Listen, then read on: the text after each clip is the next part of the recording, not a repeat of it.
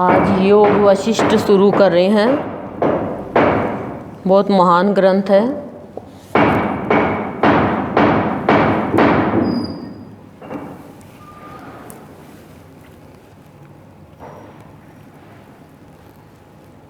पहले इसके बारे में थोड़ा जान लेते हैं। भारतीय तत्व ज्ञान के अनुसंधानकर्ता, जिज्ञासुओं एवं साधकों के लिए योग वशिष्ठ अनुपम ग्रंथ रत्न है।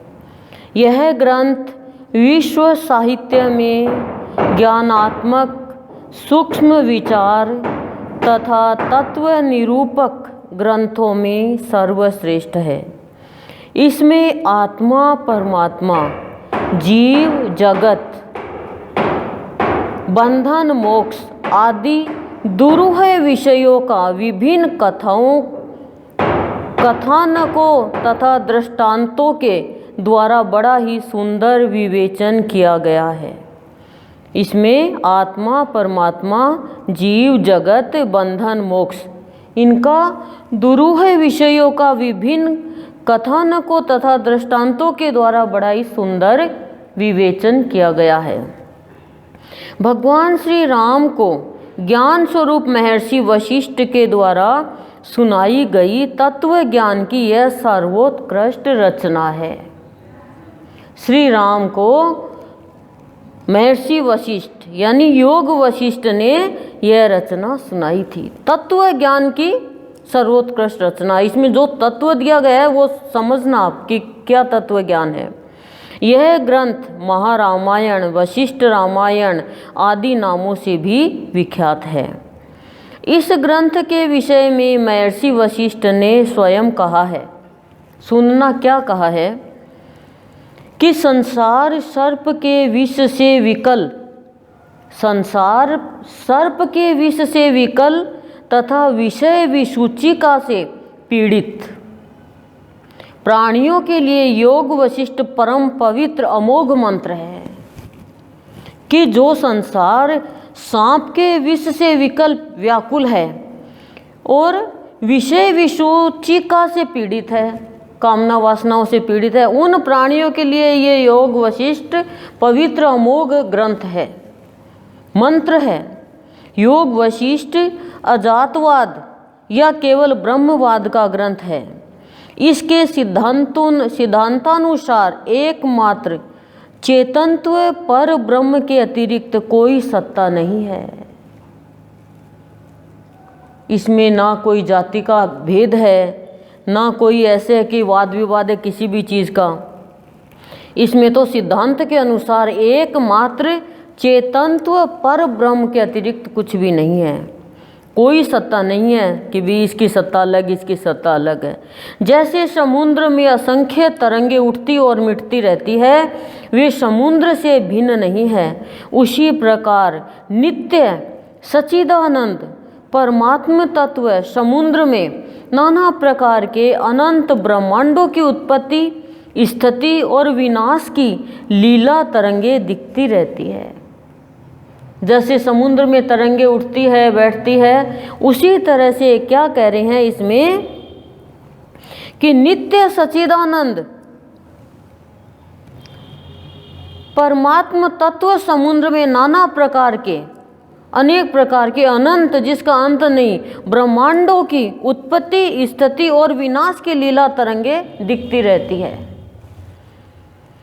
अहंकार का नाश होते ही केवल एक ब्रह्म चैतन्य ही रह जाता है।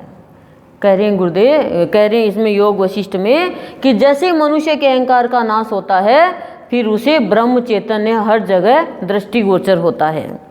इसी प्रकार एक तत्व का विभिन्न आख्यानों, इतिहासों और कथाओं के द्वारा इस ग्रंथ में प्रतिपादन किया गया है। एक तत्व का विभिन्न आख्यानों, इतिहासों और कथाओं के द्वारा इस ग्रंथ में प्रतिपादन किया गया है।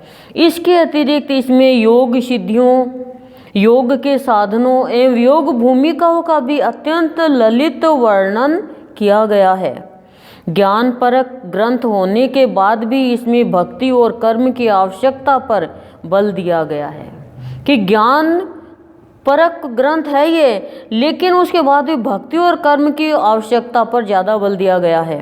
सदाचार और सत्संग की महत्ता का भी स्थान स्थान पर प्रतिपादन किया गया है कि सदाचार और सत्संग, कर्म, ज्ञान और भक्ति, इनके बारे में बहुत अच्छे तरीके से बताया गया है। योग वशिष्ठ का शिखी ध्वज चुड़ाला संवाद नारी को ज्ञान की सर्वोत्तम महिमा से मंडित करता है। बहुत अच्छा दृष्टांत है, आप भी सुन के मतलब स्तब्ध से हो जाओगे। शिखी ध्वज और चुड़ाला का जो दृष्टांत आएगा, ये कल्याण के 35वें वर्ष के विशेषांक के रूप में पूर्व प्रकाशित इस ग्रंथ का अब पाठकों की मांग को दृष्टिगत रखते हुए बताया है इसमें कि बहुत से इसमें मतलब मांग के आधार पर ये योग वशिष्ठ निकाला गया है और सब इससे भरपूर लाभ उठाए।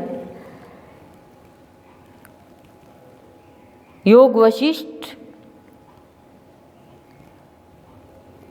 की उपयोगिता का लाभ उठाए।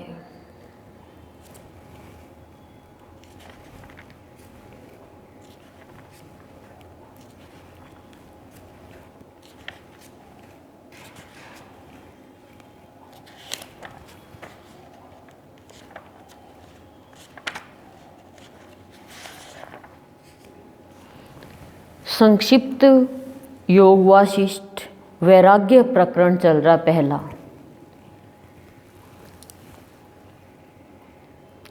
ध्यान मूलम गुरोर मूर्ति, पूजा मूलम गुरोर पदम, मंत्र मूलम गुरोर वाक्यम, मुक्ति मूलम गुरोर कृपा।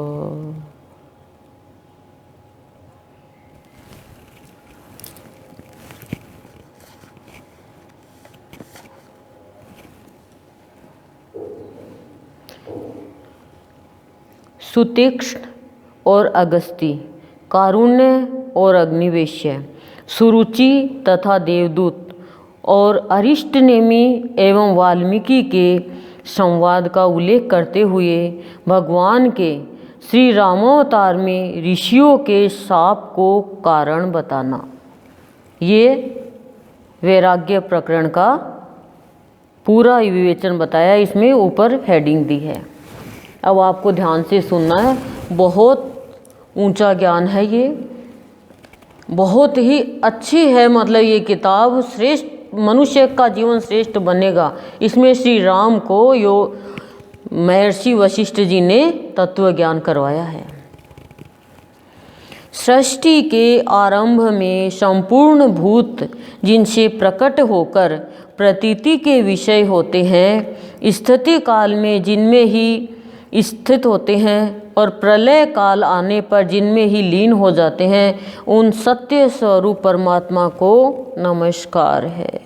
क्या कह रहे हैं कि सृष्टि के आरंभ में संपूर्ण भूत यानी सभी प्राणियों में जिनमें प्रकट होकर प्रतीति यानी जानकारी के विषय होते हैं, तो स्थिति काल जिनमें ही स्थित होते हैं और प्रलय काल में भी आने पर जिनमें लीन हो जाते हैं, उन सत्य स्वरूप भगवान को पहले नमस्कार किया है। ज्ञाता ज्ञान और ज्ञेय, दृष्टा दर्शन और दृश्य तथा कर्ता कारण और क्रिया, इन सब का जिनसे ही आविर्भाव होता है, उन ज्ञान स्वरूप परमात्मा को नमस्कार है। परमात्मा ही सब कुछ है। ज्ञाता भी, ज्ञान भी, ज्ञेय भी, मतलब ज्ञान भी वही है, ज्ञान देने वाला भी वही है और ज्ञान कराने वाला, करने योग्य भी वही है, और दृष्टा भी वही है, दर्शन भी वही है, दृश्य भी वही है, कर्ता कारण और क्रिया सब वही है। और इन सब का जिनसे ही आविर्भाव यानी जन्म हुआ है, उनको नमस्कार करो। जिनसे स्वर्ग और भूतल आदि सभी लोकों में आनंद रूपी जल के कण स्फुरित होते हैं, प्राणियों के अनुभव में आते हैं तथा जो समस्त जीवों के जीवनाधार है, उन पूर्ण चिन्मय आनंद के महासागर रूप पर ब्रह्म परमात्मा को नमस्कार है। परमात्मा की, ईश्वर की महिमा बताई गई है कि वो क्या है, उनको नमस्कार करो ताकि अहंकार खत्म हो, कि उनमें क्या योग्यता है, सब वो ही है। मनुष्य तो उनके हाथ की कठपुतली है। क्या कह रहे हैं कि स्वर्ग भूतल जो धरती के नीचे भी है आदि सभी लोकों में आनंद रूपी जल के कण स्फुरित है, प्राणियों के अनुभव में आते हैं तथा जो समस्त जीवों के जीवनाधार है, जीवन को धारण करने वाले हैं, उन पूर्ण चिन्मय आनंद के महासागर रूप पर ब्रह्म परमात्मा को नमस्कार है। चिन्मय यानी जो जानने योग्य है, ज्ञान कराने योग्य है, उनको नमस्कार है। पूर्व काल में, अब शुरू हो रहा है, पूर्व काल में सुतीक्ष्ण नाम से प्रसिद्ध कोई ब्राह्मण थे जिनके मन में संशय छा गया था। अतः उन्होंने महर्षि अगस्त्य के आश्रम में जाकर उन महामुनि से आदर पूर्वक पूछा, भगवान आप धर्म के तत्व को जानते हैं? क्या पूछा? कि आप धर्म के तत्व को जानते हैं? सुतीक्ष्ण नाम का एक प्रसिद्ध ब्राह्मण, उसके मन में संशय आ गया, तो वो महर्षि अगस्त्य के आश्रम में जाता है और वो पूछता है कि महामुनि से आदरपूर्वक पूछता है। क्या पूछता है? कि हे भगवान आप धर्म के तत्व को जानते हो क्या? प्रश्न भी तो जब ज्ञान होगा, जिज्ञासा होगी तभी तो उठेगा ना। आपको संपूर्ण शास्त्रों के सिद्धांत का सुनिश्चित ज्ञान है? पूछ रहा है कि आपको संपूर्ण शास्त्रों के सिद्धांतों का सुनिश्चित ज्ञान है क्या? दो प्रश्न किया है। मेरे हृदय में एक महान संदेह है, आप कृपा पूर्वक इसका समाधान कीजिए। क्या प्रश्न किया और किसने किया? सुतीक्ष्ण ने किया। और प्रश्न क्या किया? कि मेरे मन में संदेह आ गया। क्या संदेह आ गया? कि आप धर्म के तत्व को जानते हो क्या? पहला प्रश्न। दूसरा प्रश्न क्या किया? कि आप संपूर्ण शास्त्रों के सिद्धांत का सुनिश्चित ज्ञान वो जानते हो क्या? दो प्रश्न किया, ठीक है।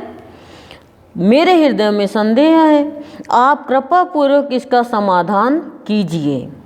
मोक्ष का साधन कर्म है या ज्ञान है? मोक्ष का साधन कर्म है या ज्ञान है? प्रश्न कर रहे हैं। अथवा दोनों ही है? पूछ रहा है अगस्त्य ऋषि से सुतीक्ष्ण कि मोक्ष का साधन कर्म है या ज्ञान है या दोनों है? इन तीनों पक्षों में से किसी एक का निश्चय करके जो वास्तव में मोक्ष का कारण हो उसका प्रतिपादन कीजिए। कि मुझे मोक्ष कैसे मिलेगा ये बताइए, मेरे अंदर संशय आ गया है। आपको यदि सारे ग्रंथों का ज्ञान है, सुनिश्चित ज्ञान है, तो मुझे धर्म तत्व के बारे में आप बताइए कि मोक्ष कैसे मिलेगी? कर्म से मिलेगी, ज्ञान से मिलेगी या धर्म से मिलेगी?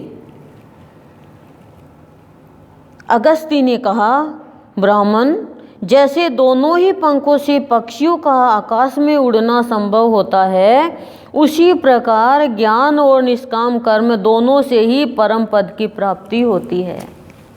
समझ में आ गया कि दोनों पंखों से पक्षी उड़ता है, एक पंख नहीं होगा तो पक्षी उड़ नहीं सकता। ऐसे ही कह रहे हैं ज्ञान और निष्काम कर्म दोनों से ही परम पद की प्राप्ति होती है। ज्ञान और निष्काम कर्म से किसकी प्राप्ति होती है? परम पद की। इस विषय में एक प्राचीन इतिहास है जिसका मैं तुम्हारे समक्ष वर्णन करता हूँ। अब प्राचीन इतिहास का वर्णन कर रहे हैं अगस्त्य ऋषि। पहले की बात है, कारुण्य नाम से प्रसिद्ध एक ब्राह्मण थे। अब दूसरा एक ब्राह्मण आ गया कारुण्य नाम का, जो अग्निवेश्य के पुत्र थे। उनके पिता का नाम अग्निवेश्य। उन्होंने संपूर्ण वेदों का अध्ययन किया था। आप लोगों को डायरी लानी चाहिए, बहुत ऊंचा ज्ञान है। प्रश्न क्या किया, उत्तर क्या मिला, ये आप लिखोगे ही नहीं तो फिर आप अब सुन लेना, रिकॉर्डिंग है तो बाद में घर पे सुन के लिख लेना। लेकिन ये आप लोगों के एकदम जीवा पे आना चाहिए, हर एक शब्द सबके, तभी आगे बढ़ पाओगे। उन्होंने संपूर्ण वेदों का अध्ययन किया था। किसने? अग्निवेश्य, कारुण्य नाम से प्रसिद्ध एक ब्राह्मण थे जो अग्निवेश्य के पुत्र थे। उन्होंने संपूर्ण वेदों का अध्ययन किया था तथा वे वेदांगों के पारंगत विद्वान थे। गुरु के यहाँ से विद्या पढ़कर अपने घर लौटने के बाद वे संध्या वंदन आदि कोई भी कर्म न करते हुए चुपचाप बैठे रहने लगे। बहुत अच्छा दृष्टांत है, आपके दिल को छुएगा। मेरे को ये योग वशिष्ठ बहुत अच्छी लगी। तब मैं सोची मैं अकेले ज्ञान प्राप्त करूं, आप सबको दूं, और मेरे गुरु की नहीं, आपके गुरु की भी आपके ऊपर कृपा हो गई। और धन्य धन्य करो गुरुदेव को कि हे प्रभु, इतना अच्छा संयोग हुआ है कि हम सौभाग्यकांक्षिणी हैं कि हमें योग वशिष्ठ सुनने को, श्रवण करने को मिल रही है। भक्ति शुरू हो गई है, ये मान लो आप, हाई लेवल की। तो गुरु के यहाँ से विद्या पढ़कर अपने घर लौटने के बाद वे संध्या वंदन आदि कोई भी कर्म न करते हुए चुपचाप बैठे रहते। गुरु से ज्ञान मिला तो चुपचाप बैठे रहते, बस कुछ भी नहीं करते वो कर्म कांड, न संध्या वंदन करते, कुछ भी। उनके मन में संशय भरा था। पिता अग्निवेश्य ने देखा कि मेरा पुत्र शास्त्रोक्त कर्मों का परित्याग करके निंदनीय हो गया है। तब वे उसके हित के लिए इस प्रकार बोले। कारुण्य के पिता चिंता में डूब गए कि मेरा पुत्र है वो शास्त्रोक्त कार्य ही नहीं करता है, वो तो चुपचाप बैठा रहता है, ये क्या हो गया, ये तो निंदनीय कार्य करने लग गया। क्योंकि लोग तो बस शास्त्रों के मुताबिक जो पठन पाठन करता है वही धार्मिक कहलाता है। तो अग्निवेश्य ने कहा, बेटा ये क्या बात है? प्रश्न करे कि बेटा ये क्या बात है, तुम अपने कर्तव्य कर्मों का पालन क्यों नहीं करते? और यही हमारे साथ हो रहा है, हमारे गुरु भी यही तो ज्ञान करा रहे हैं, हमसे भी धीरे धीरे ये बाहर के कर्म छूटते जा रहे हैं। क्या बात है बेटा, कर्मों का पालन क्यों नहीं करते? बताओ तो सही। यदि सत्कर्मों के अनुष्ठान में नहीं लगोगे तो तुम्हें परम सिद्धि कैसे प्राप्त होगी? यदि तुम सत्कर्मों का अनुष्ठान ही नहीं करोगे तो परम सिद्धि नहीं मिलेगी तुम्हें। तुम जो इस कर्तव्य कर्म से निवृत्त हो रहे हो, इसमें क्या कारण है, ये मुझे कहो कि तुम कर्तव्य कर्म से निवृत्त क्यों हो गए? अरे भाई नींद उड़ा लो, दोबारा नहीं सुनने को मिलेगा, ये बहुत बड़ा भाग्य है। कारुण्य बोले, पिता बोले उसके, बेटा बोल रहा है, पिताजी आजीवन अग्निहोत्र और प्रतिदिन संध्या उपासना करें। इस प्रवृत्ति रूप धर्म का श्रुति और स्मृति ने विधान अथवा प्रतिपादन किया है। यानी ऋषियों मुनियों ने जो जानकारी दी है वो शिष्यों ने सुनाई है जगत को। साथ ही एक दूसरी श्रुति भी है, यानी ऋषियों द्वारा जो ज्ञान दिया गया है, या मैंने दूसरी श्रुति यानी सुनने की क्रिया जो मैंने कानों से सुनी है, जिसके अनुसार न धन से, न कर्म से और न संतान के उत्पादन से ही मोक्ष प्राप्त होता है। कारुण्य कह रहा अपने पिता से कि मैंने सुना है कि सुनने के अनुसार जो मैंने ज्ञान लिया है वो ये है कि धन से, कर्म से और संतान के उत्पादन से मोक्ष प्राप्त नहीं होता है। मुख्य यतियों ने एकमात्र त्याग से ही अमृत स्वरूप मोक्ष सुख का अनुभव किया है। बोले मुख्य यतियों ने, आदि साधु सन्यासियों ने, सन्यासिनी ने क्या किया है कि एकमात्र त्याग से ही अमृत स्वरूप मोक्ष सुख का अनुभव किया है। सबने नहीं, मुख्य यतियों ने। पूज्य पिताजी, इन दो प्रकार की श्रुतियों में से मुझे किसके आदेश का पालन करना है? ये दो प्रकार की मैंने बातें सुनी, मेरे को किस प्रकार और कैसे आदेश का पालन करना है? इस संशय में पढ़कर मैं कर्म की ओर से उदासीन हो गया हूँ कि जब इस संशय में पड़ गया तो मेरे समझ में नहीं आया मैं क्या करूँ क्या नहीं करूँ, तो मैं उदासीन हो गया, मैंने दोनों को ही त्याग दिया। मेरे समझ में नहीं आया कि मोक्ष कैसे मिलेगा, मुझे क्या करना चाहिए। एक तो सुनने में आया है कि ना तो पुत्र से, ना कर्म, ना संतान से, ना कर्म से और ना धन से मोक्ष होगा। और दूसरा सुनने में क्या आया कि आजीवन अग्निहोत्र और प्रतिदिन संध्या उपासना करे। इस प्रवृत्ति रूप धर्म का श्रुति और स्मृति ने विधान अथवा प्रतिपादन किया है। ये किया, लेकिन मेरे नहीं समझ में आया कि कैसे मोक्ष मिलेगा मुझे। तो अगस्त्य कहते हैं तात सुतीक्ष्ण, अब सुतीक्ष्ण को कह रहे हैं पिता से यूँ कहकर वे ब्राह्मण कथा कह रहे हैं ना, तो कह रहे हैं अगस्त्य ने कहा तात सुतीक्ष्ण, वो सुतीक्ष्ण को क्या हो गया था, संशय हो गया था कि परम मोक्ष कैसे प्राप्त होगा, और कर्म से होगा, धर्म से होगा या ज्ञान से होगा, संशय हो गया मेरे मन में। तो वो कारुण्य को बता रहे हैं कि अगस्त्य कहते हैं तात सुतीक्ष्ण पिता से यूँ कहकर वे ब्राह्मण कारुण्य चुप हो गए।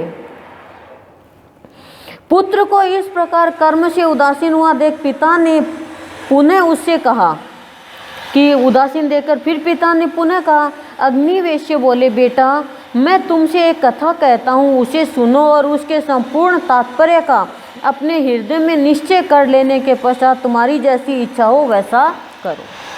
कि मैं तुम्हें एक कथा कहता हूँ और वो सुनने के बाद में तुम्हारे मन में जो इच्छा वो करो। अब कथा कहनी है ये इसने कही हो या अगले सोमवार को कहें, कहनी है, हाँ कहनी है। अच्छा ध्यान से सुनना, अच्छी है। सुरुचि नाम से प्रसिद्ध कोई देवलोक की स्त्री थी। सुरुचि नाम से प्रसिद्ध एक देवलोक की स्त्री थी जो अप्सराओं में श्रेष्ठ समझी जाती थी। एक दिन वह मयूरों के झुंड से घिरे हुए हिमालय के एक शिखर पर बैठी थी। उसी समय उसने अंतरिक्ष में इंद्र के एक दूत को कहीं जाते देखा। समझ रहे हो ना क्या थी? सुरुचि नाम की एक देवलोक की स्त्री, अप्सराओं में श्रेष्ठ थी वो। एक दिन वह मयूरों के झुंड में घिरी हुई हिमालय के शिखर पर बैठी थी। उसी समय उसने अंतरिक्ष में इंद्र के एक दूत को जाते हुए देखा। उसे देखकर अप्सराओं में श्रेष्ठ महाभागा सुरुचि ने इस प्रकार पूछा, महाभाग देवदूत आप कहाँ से आ रहे हैं और इस समय कहाँ जाएंगे, यह सब कृपा करके मुझे बताइए। इंद्र के दूत से पूछा कि आप कहाँ से आए हैं और कहाँ जा रहे हैं, मुझे बताओ तो सही। देवदूत ने कहा, भद्रे सुनो, जो वृतांत जैसे घटित हुआ है वह सब मैं तुम्हें विस्तार से बता रहा हूँ। सुंदर भुवों वाली सुंदरी धर्मात्मा राजा अरिष्टनेमी अपने पुत्र को राज्य देकर स्वयं वीतराग हो तपस्या के लिए वन में चले गए। कितने सारे नाम आ गए, लेकिन हमें तो गुरुदेव ने ज्ञान लेना सिखाया कि सार लो, नाम तो इतने याद नहीं रहेंगे, सार लेना है हमें तो कि ये कथा सार क्या कह रही है वो लेना आपको। तो कह रहे हैं, वृतांत बता रहे हैं कि धर्मात्मा राजा अरिष्टनेमी अपने पुत्र को राज्य देकर स्वयं वीतराग हो तपस्या के लिए वन में चले गए। एक राजा धर्मात्मा तपस्या के लिए चले गए अपने पुत्र को राज्य देकर, और अब गंधमादन पर्वत पर वे तपस्या कर रहे हैं। वहाँ वन में ज्यों ही उन्होंने दुस्तर तपस्या आरंभ की, त्यों ही देवराज इंद्र ने मुझे आदेश दिया। जैसे उस राजा ने गंधमादन पर्वत पर तपस्या की, इंद्र ने अपने दूत को भेजा, आदेश दिया। अब इंद्र ने क्या आदेश दिया सुनना आप। दूत तुम यह विमान लेकर शीघ्र वहाँ जाओ, इस विमान में अप्सराओं के समुदाय को भी साथ ले आओ। कि तुम ये विमान लेकर जाओ और अप्सरा के समुदाय को भी ले आओ। नाना प्रकार के वाद्य इसकी शोभा बढ़ाते रहे। गंधर्व, सिद्ध, यक्ष और किन्नर आदि से भी यह सुशोभित होना चाहिए। कि दूत तुम यह विमान लेकर शीघ्र वहाँ जाओ, इस विमान में अप्सराओं के समुदाय को भी साथ ले लो। अप्सरा तो इंद्र तो भेजते थे तपस्या भंग करने अप्सरा को, तो दूत को भेज दिया और अप्सराओं को भेज दिया इंद्रलोक से। नाना प्रकार के वाद्य इसकी शोभा बढ़ाते, गंधर्व, सिद्ध, यक्ष और किन्नर आदि से भी ये सुशोभित होना चाहिए, यानी सबको भेज दिया। इसमें ताल, वेणु, मृदंग आदि भी रख लो। इस प्रकार भांति भांति के वृक्षों से भरे हुए सुंदर गंधमादन पर्वत पर पहुंचकर तुम राजा अरिष्ट नेमि को इस विमान पर चढ़ा लो और उन्हें स्वर्ग का सुख भोगने के लिए अमरावती नगरी में ले आओ, यानी अपने पास ले आओ विमान में बैठाकर। किसको? जो तपस्या कर रहा है राजा धर्मात्मा, उसको। कौन राजा? अरिष्ट नेमि। देवराज इंद्र की यह आज्ञा पाकर मैं सामग्रियों से संयुक्त विमान ले उस पर्वत पर गया। वहां पहुंचकर राजा अरिष्ट नेमि के आश्रम पर गया। फिर मैंने देवराज इंद्र की सारी आज्ञा राजा से कह सुनाई। सुबह वे मेरी बात सुनकर संदेह में पड़ गए और इस प्रकार बोले। अब राजा देवदूत को क्या बोले ये बता रहे हैं कि वो लेने के लिए गए कि तुम चलो अमरावती, स्वर्गलोक चलो, इंद्र ने बुलाया है। तो अरिष्ट नेमि क्या बोल रहा है? देवदूत, मैं आपसे एक बात पूछना चाहता हूँ, आप मेरे इस प्रश्न का उत्तर दे। और हम तो यदि थोड़ी सी सत्संग कर रहे हैं, कोई विमान लेने आ जाए हम झट से बैठ जाएंगे, चलो स्वर्ग चलते हैं। लेकिन वो पूछ रहे हैं कि देवदूत, मैं आपसे एक बात पूछना चाहता हूँ, आप मेरे इस प्रश्न का उत्तर दे। स्वर्ग में कौन कौन से गुण और कौन कौन से दोष, स्वर्ग में कौन कौन से गुण हैं और कौन कौन से दोष है वो बताओ मुझे। आप मेरे सामने उनका सुस्पष्ट वर्णन कीजिए। स्वर्ग लोक में रहने के गुण दोष को जानने के पश्चात मेरी जैसी रुचि होगी वैसा करूँगा। साफ कह दिया कि मैं ऐसे नहीं जाऊँगा, मैं जानकारी लूँगा स्वर्ग में गुण दोष क्या है, फिर जानने के पश्चात मेरी रुचि होगी मैं वैसा करूँगा। देवदूत ने कहा, राजन, स्वर्ग लोक में जीव अपने पुण्य की सामग्री के अनुसार उत्तम सुख का उपभोग करते हैं। साफ कह दिया कि राजन, स्वर्ग लोक में जीव अपने पुण्य की सामग्री, जितने पुण्य कर्म किए हैं उनके अनुसार वो पुण्य कर्म भोगते हैं, बस अब उपभोग करते हैं, उपयोग लेते हैं उनका। उत्तम पुण्य से उत्तम स्वर्ग की प्राप्ति होती है। मध्यम पुण्य से मध्यम स्वर्ग मिलता है और इनकी अपेक्षा निम्न श्रेणी के पुण्य से उसके अनुरूप स्वर्ग सुलभ होता है, कि जैसा पुण्य होगा वैसा ही स्वर्ग मिलेगा, उत्तम, मध्य और निम्न। इसके विपरीत कुछ नहीं होता।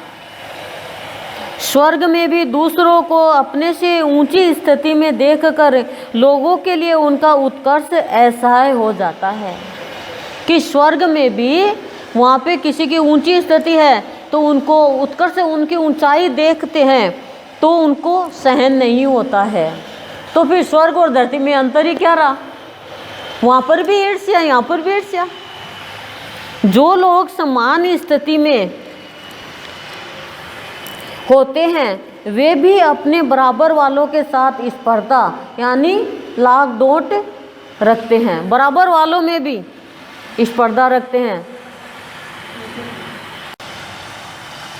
तथा जो स्वर्गवासी अपने से हीन स्थिति में होते हैं उनको अपनी अपेक्षा अल्प सुखी देखकर अधिक सुख वालों को संतोष होता है। धरती के जैसे काम हो गया क्या कि कोई जरा सा ऊंचा है, उत्कर्ष है तो सहन नहीं होता है, बराबर वाले हैं उनके साथ में स्पर्धा यानी लोग डांट, मतलब आपस में खींचातानी होती है, बराबरी होती है मतलब। और स्वर्गवासी अपने से हीन स्थिति में होते हैं, जो स्वर्गवासी हीन स्थिति में मतलब नीची स्थिति में होते हैं उनको अपनी अपेक्षा, अपने मतलब अपेक्षा अल्प सुखी देखकर अधिक सुख वालों को संतोष होता है। अपने से नीचा देख के उनको संतोष, सुख वालों को संतोष होता है, जिसको कि हाँ अपने से कम सुख है इसको तो संतोष में रहते हैं। तो ये तो ईर्ष्या का ही भाव हो गया। इस प्रकार असहिष्णुता, स्पर्धा और संतोष का अनुभव करते हुए पुण्यात्मा पुरुष तभी तक स्वर्ग में रहते हैं जब तक उनके पुण्य का भोग समाप्त नहीं हो जाता। जैसे ही पुण्य का भोग समाप्त हो जाता है, स्वर्ग से निकाल दिया जाता है। ना तो कह रहे हैं सहिष्णुता का भाव नहीं होता है, स्पर्धा और संतोष का अनुभव करते हुए पुण्यात्मा, मतलब ये स्वर्ग की बता रही है इसमें योग वशिष्ठ में, जब तक उनके पुण्यों का भोग समाप्त नहीं हो जाता तब तक स्वर्ग में रहते हैं। पुण्य का क्षय हो जाने पर वे जीव पुनः इस मृत्यु लोक में प्रवेश करते हैं और पार्थिव शरीर धारण करते रहते हैं। राजन, स्वर्ग में इसी तरह के गुण और दोष विद्यमान है। कह रहे हैं राजन, स्वर्ग में ये गुण और दोष विद्यमान है। पुण्य कर्म खत्म होते ही वापस ये पार्थिव शरीर धारण करते हैं और इस पृथ्वी पर आते हैं। भद्रे, मेरी यह बात सुनकर राजा ने इस प्रकार उत्तर दिया, देवदूत, जहाँ ऐसा फल प्राप्त होता है उस स्वर्ग लोक में मैं नहीं जाना चाहता। राजा ने मना कर दिया। आप इस विमान को लेकर जैसे आए थे वैसे देवराज इंद्र के पास चले जाइए, आपको नमस्कार है। मैं नहीं जाऊंगा बोले ऐसे स्वर्ग में। भद्रे, जब राजा ने मुझसे ऐसी बात कही तब मैं इंद्र के समक्ष यह वृतांत निवेदन करने के लिए लौट गया। वहाँ जब मैंने सब बातें ज्यों की त्यों कह सुनाई तब देवराज इंद्र को महान आश्चर्य हुआ और वे स्निग्ध एवं मधुर वाणी से मुझसे बोले, मतलब मीठी वाणी, चिकनी वाणी से बोले वो इंद्र। अब इंद्र ने देवदूत से क्या कहा वो अप्सरा को बता रहे हैं। दूत, तुम फिर वहाँ जाओ और उस विरक्त राजा को आत्मज्ञान की प्राप्ति के लिए तत्वज्ञ महर्षि वाल्मीकि के आश्रम में ले जाओ। अब करें तुम मेरे पास मत लाना, आत्मज्ञान के लिए वाल्मीकि के आश्रम में लेके जा। वहाँ महर्षि वाल्मीकि से मेरा यह संदेश कह देना, महामुने, इस विनयशील वीतराग तथा स्वर्ग की भी इच्छा न रखने वाले नरेश को आप तत्व ज्ञान का उपदेश दीजिए। ये जन्म मरण संसार दुख से पीड़ित है, अतः आपके दिए हुए तत्व ज्ञान के उपदेश से इन्हें मोक्ष प्राप्त होगा। हम तो स्वर्ग की कामना बहुत रखते हैं, सत्संग में आके तो नहीं है। तो क्या कह रहे हैं कि ऋषि को क्या कहना, वाल्मीकि को, कि महामुने ये विनयशील है, नम्रता से भरा हुआ है, वीतराग है, इसमें कोई भी राग द्वेष नहीं है, स्वर्ग की इच्छा नहीं रखता है। ये गुण हर मनुष्य में होनी चाहिए, विनयशील होना चाहिए, वीतराग होना चाहिए और स्वर्ग की इच्छा नहीं होनी चाहिए। सत्संग में आके यही तो हमारी जीवन बनता है। ऐसे राजा को तत्व ज्ञान का उपदेश दीजिए। ये तीन चीज़ नहीं होती है, उसे हमारे गुरुदेव भी तत्व ज्ञान करा देते हैं। यदि आपके अंदर ये तीन चीज़ रहेगी, विनय रहोगे, नम्र रहोगे, स्वर्ग की भी इच्छा नहीं रहेगी, और हम तो वस्तुओं की इच्छा करते हैं। स्वर्ग में तो बैठे ही हैं, हमारे लिए तो ये संसार ही स्वर्ग है, सत्संगियों के लिए तो। और वीतराग, कोई भी विकार नहीं, कोई भी इच्छा नहीं, इच्छा रहित, राग रहित जीवन, उसको उपदेश देने के लिए तैयार। ये जन्म मरण संसार दुख से पीड़ित है, बोले ये जन्म मरण से और संसार के दुख से पीड़ित है। आप इसे तत्व ज्ञान के उपदेश से मोक्ष प्राप्त कराओ। यो कहकर देवराज ने मुझे राजा अरिष्टनेमि के पास भेजा। तब मैंने पुनः वहाँ जाकर राजा को वाल्मीकि जी के पास पहुँचाया, उनसे देवराज इंद्र का संदेश कहा तथा राजा ने उन महर्षि से मोक्ष का साधन पूछा। तदंतर वाल्मीकि जी ने अत्यंत प्रसन्नतापूर्वक कुशल प्रश्न की बात प्रारंभ करते हुए राजा से उनके आरोग्य का समाचार पूछा। तत्व ज्ञान का संदेश दिया कि इनको तत्व ज्ञान कराना है। मोक्ष का साधन पूछा राजा ने। राजा ने उनसे महर्षि से मोक्ष का साधन पूछा कि मोक्ष कैसे मिलेगा। वाल्मीकि जी ने प्रसन्नतापूर्वक कुशल प्रश्न की बात प्रारंभ में की। कुशल प्रश्न, तुम कुशल होना। और राजा ने उनसे आरोग्य का समाचार पूछा कि कोई रोग नहीं है ना तेरे। वीतराग था वो तो, कौन से रोग? शारीरिक रोग नहीं, मानसिक रोग। राजा ने कहा, भगवान आपको धर्म के तत्व का ज्ञान है, जानने योग्य जितनी भी बातें हुई सब आपको ज्ञात है। पूछ रहा है शिष्य पहले कि आपको धर्म तत्व का ज्ञान है क्या? जानने योग्य जितनी भी बातें हुई सब आपको ज्ञात है क्या? विद्वानों में श्रेष्ठ महर्षि, आपके दर्शन से मैं कृतार्थ हो गया, मैं धन्य हो गया। यही मेरी कुशल है, यही मेरी कुशलता है, श्रेष्ठता है। भगवान मैं आपसे कुछ पूछना चाहता हूँ, आप बिना किसी विघ्न बाधा के मेरी शंका का समाधान करें। संसार बंधन के दुख से मुझे जो पीड़ा हो रही है उससे किस प्रकार मेरा छुटकारा होगा, यह बताइए। क्या प्रश्न पूछा अरिष्ट नेमि ने कि संसार बंधन के दुख से जो मुझे पीड़ा हो रही है उससे मुझे छुटकारा दिलाइए, कैसे छुटकारा मिलेगा? लेकिन हम तो संसार बंधन में बंधते जा रहे हैं, हमें तो संसार बंधन से छुटकारा पाने की इच्छा ही नहीं जगी। लेकिन हमें इतना महान भाव योगी संत मिला है कि हमें ज्ञान करवा रहे हैं कि संसार बंधन से छुटकारा कैसे मिलेगा, धर्म तत्व क्या है, परम मोक्ष कैसे मिलेगा, इच्छाओं से कैसे मुक्त होना है, इच्छा हमारे जीवन में क्या क्या रंग दिखाती है। वाल्मीकि जी कह रहे हैं, वाल्मीकि जी आ गए हैं। राजन,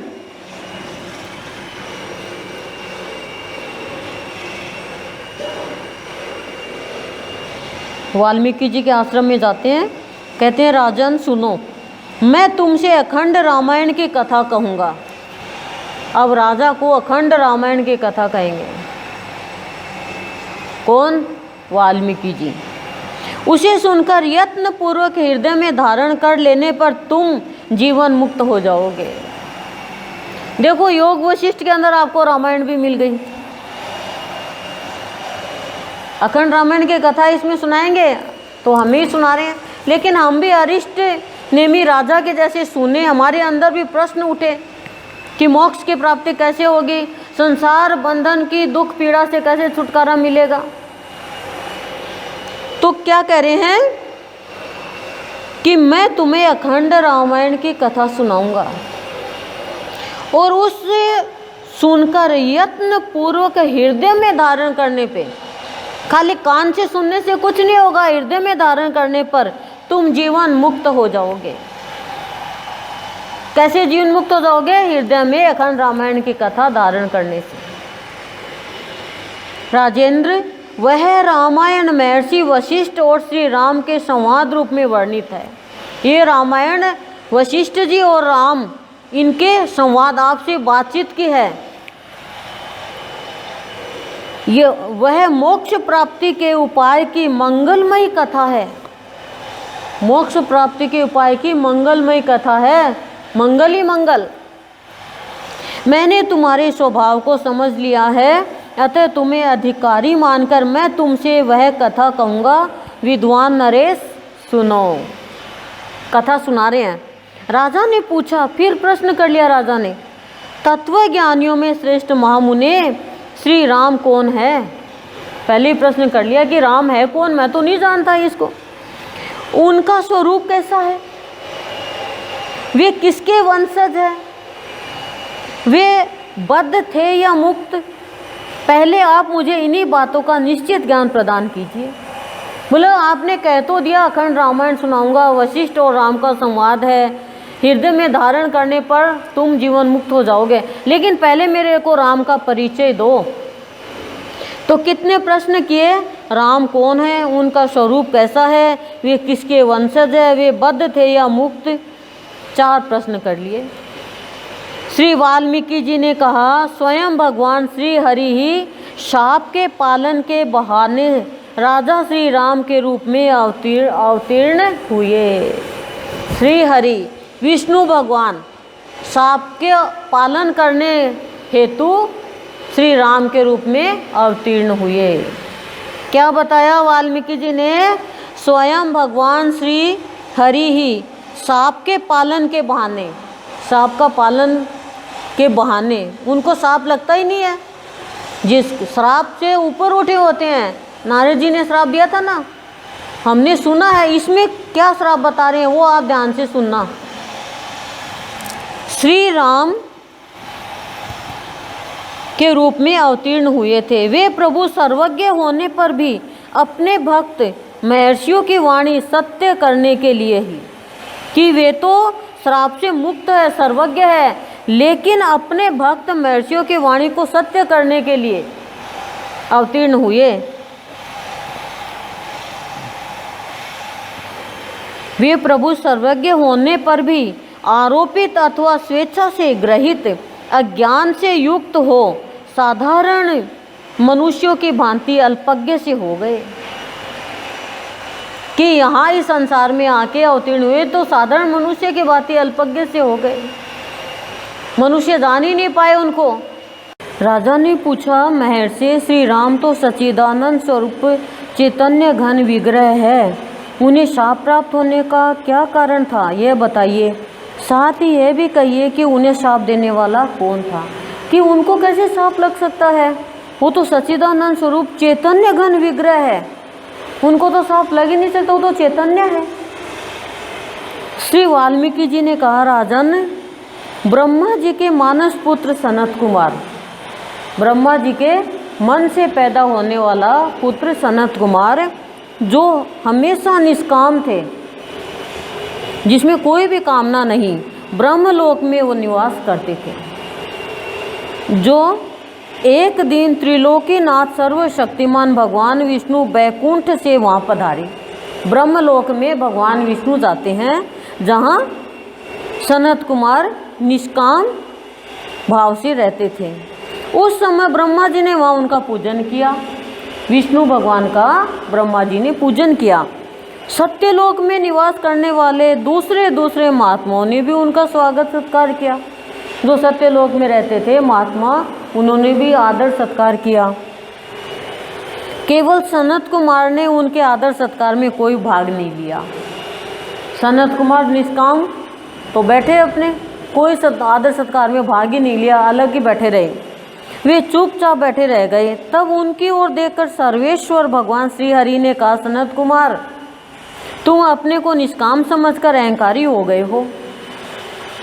भगवान ने कहा कि तुम अपने आप को निष्काम समझकर अहंकारी हो गए हो, इसलिए जड़वत स्तब्ध बने बैठे हो, इसलिए जड़ के जैसे एक जगह चुपचाप बैठे हो।